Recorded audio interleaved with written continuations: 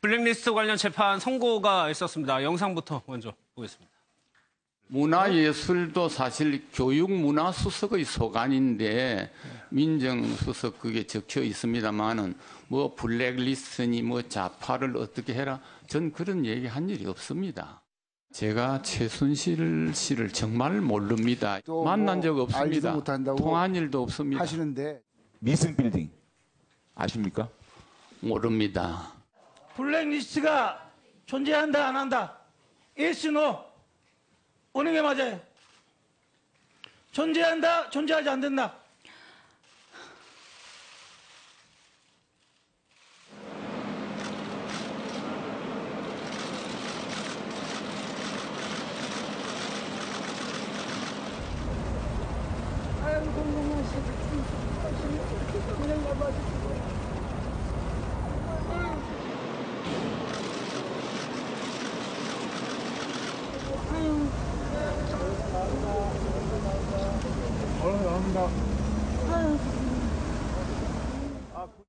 조윤선 전 장관의 나오는 모습을 봤는데 저 부분만 김남국 변호사님 잠깐 볼게요. 손이 자유롭거든요. 석방되기 때문에 그런 거죠? 네, 지금 조윤선 전 장관 같은 경우에는 징역 1년 6월 해가지고 집행유예 2년 그렇게 나왔던 걸로 보이는데요. 이제 1년이네요. 징역 1년에 집행유예 2년인데 그 오해하시면 안 되는 게 조윤선 전 장관 같은 경우에는 지금 이 블랙리스트 작성과 관련된 직권남용죄는 무죄로 나왔고요.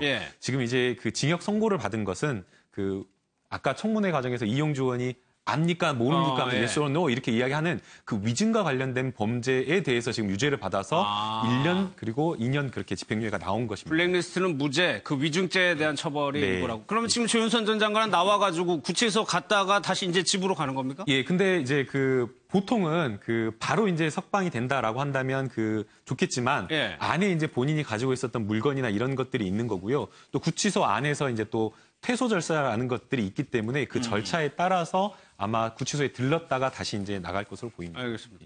최 김기춘 실장은 징역 3년 실형이 나왔거든요. 오늘 좀 판결 좀 어떻게 보셨어요? 전체적으로 이제 그 김기춘 실장 같은 경우에는 초지일간 저 블랙리스트 자체를 부인해 왔거든요. 그래서 그런 부분에 대해서 아마 이제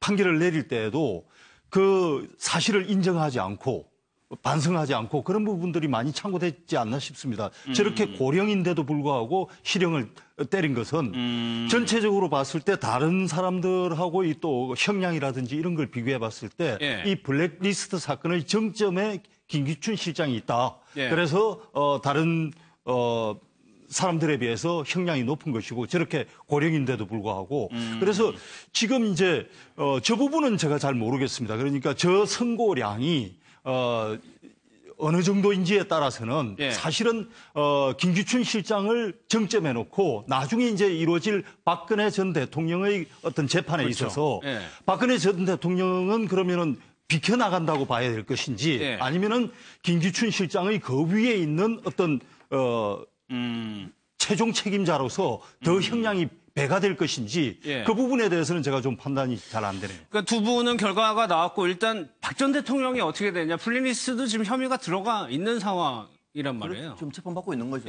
그러니까 김기춘 비서실장은 비서실장이잖아요. 누구의? 박근혜 전 대통령의 비서실장이에요. 그러니까 같은 혐의가 되는 거죠. 유죄가 나왔기 때문에 박근혜 전 대통령의 유죄 가능성이 더 높아진 거죠. 그러니까 오늘 이 블랙리스트와 관련된 사안 중에서 핵심 두 가지가 뭐냐면 하나는 아까 화면에도 나왔습니다만 블랙리스트 실제 있다. 오늘 법원 인정한 거 있다. 그다음에 작성하고 실행했다. 누가? 김기춘이가. 유죄다. 이 두 가지 메시지가 있는 거거든요.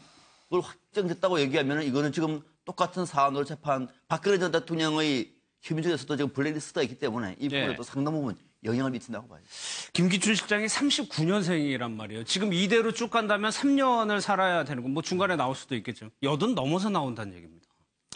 오늘 이제 재판부의 판결 내용 중에 보면 그렇게 돼 있어요. 그 블랙리스트 지원 배제죠. 지원 배제가 은밀하게 그리고 위법하게 장기간에 걸쳐서 진행됐다.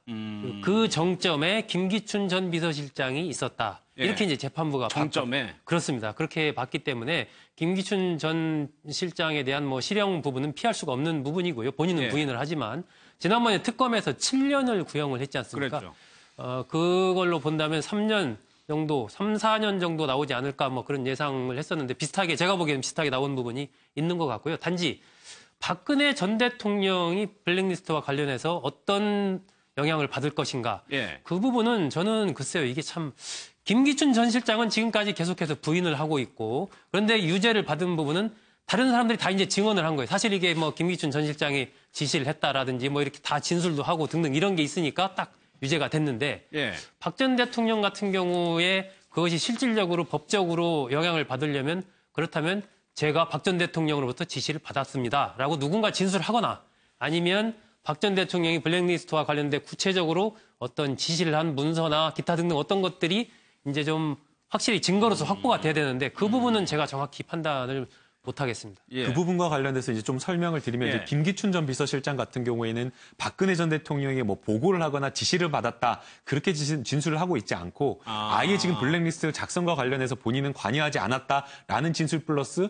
이거는 정상적인 국가 활동이다라고 지금 이야기를 하고 있는 상황입니다. 예. 근데 이제 그럼에도 불구하고 지금 유죄가 나왔는데 과연 이제 박근혜 대통령의 지시가 있었느냐 예. 또는 이것을 알고서도 묵인했느냐가 사실 박근혜 전 대통령의 직권남용죄의 굉장히 법률적인 쟁점이 될 것으로 보입니다. 예. 근데 이 부분과 관련돼서 여러 가지 어떤 직접적인 증거는 많지는 않지만 우리의 청와대의 어떤 시스템이나 이런 것들을 봤을 때 비서실장이 이것을 박근혜 전 대통령의 재가나 묵인 아래 이렇게 그냥 묵인도 없었는데 이게 하는 게 가능했겠느냐라는 것이 그런 어떤 정황 증거가 하나가 있고요. 예. 그다음에 이제 두 번째 같은 경우에는 김종덕 전 장관이 사실은 최후 진술에서 이렇게 인정하는 발언을 했습니다. 그러니까 본인이 장관으로 취임하기 전에 임명돼서 일하기 전에 훨씬 전부터 이러한 어떤 블랙리스트가 작성돼서 만연하게 있었다. 예. 그런데 이것을 내가 막지 못한 어떤 그런 잘못이 있다. 일부분 책임을 인정하는 진술을 했기 때문에 이것도 박근혜 전 대통령의 책임으로 봐야 될 것 같고요.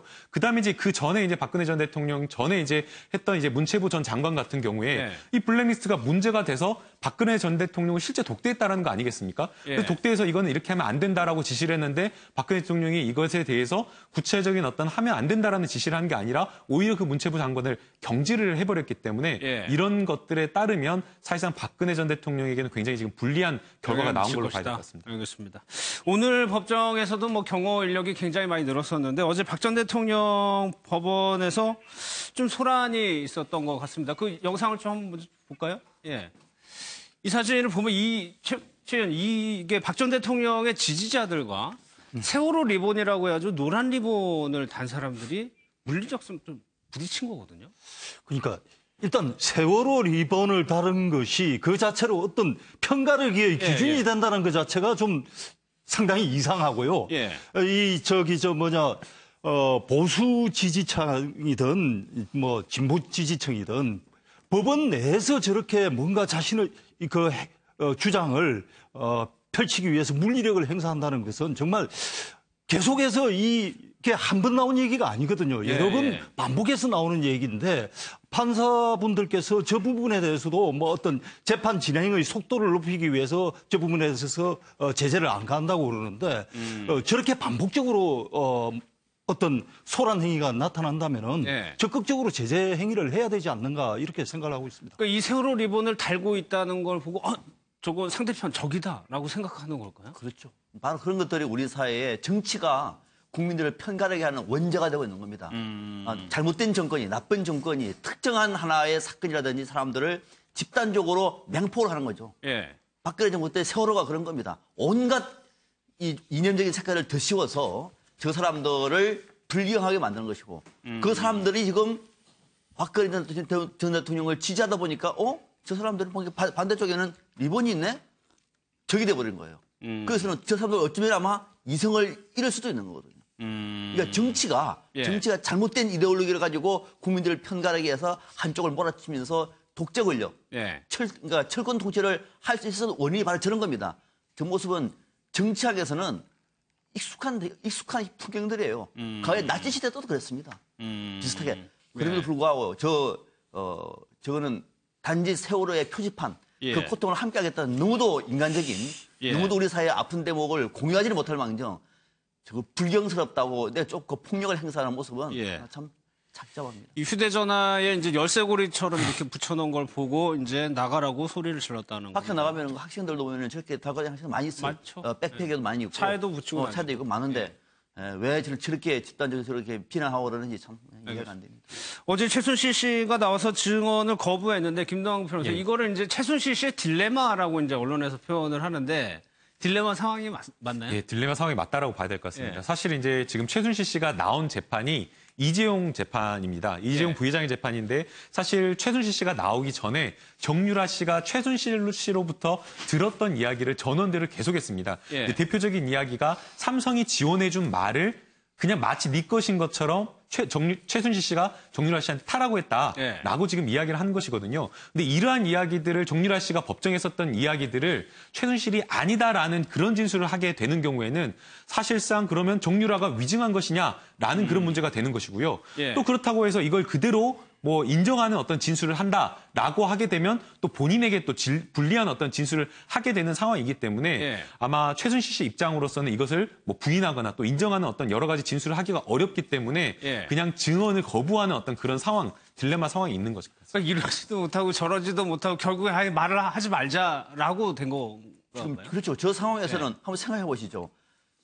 정유라 얘기 맞다 하면 처음으로 인정한 거예요. 자기 죄를 이제 인정하는 그 셈입니다. 아니다 얘기하면은 딸은 위정자가 되는 거예요. 그리고 딸 그 얘기뿐만 아니라 딸을 중심으로 해가지고 형성됐던 나름대로 우호적인 분위기가 한순간에 거짓말 돼버린 거죠. 예. 이것도 상당히 심각한 문제거든요.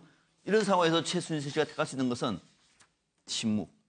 예. 기억이 안 납니다. 모릅니다. 근데 김금 교수님, 만약에 침묵을 계속 유지한다고 하면은 결과적으로 본인한테 좀 불리해지는 거 아닌가요? 지금 이제 이 이재용 부회장에 대한 재판이기 때문에 사실은 이것 때문에 100% 불리해진다라고 또 보기가 어렵다라고 생각이 들고요. 예. 그다음에 지금 이제 정유라 씨가 나와서 진술한 내용들을 보게 되면 직접적으로 삼성이 뭐 최순실을 지원하는 것을 뭐 알고 있었다라는 그런 이야기를 진술한 게 아니라 알고 있었다라는 것을 추측케 하는 그렇죠. 그런 사실들을 진술을 하기 때문에 사실상 직접적인 어떤 그 공소 사실을 인정하는 증거는 아닙니다.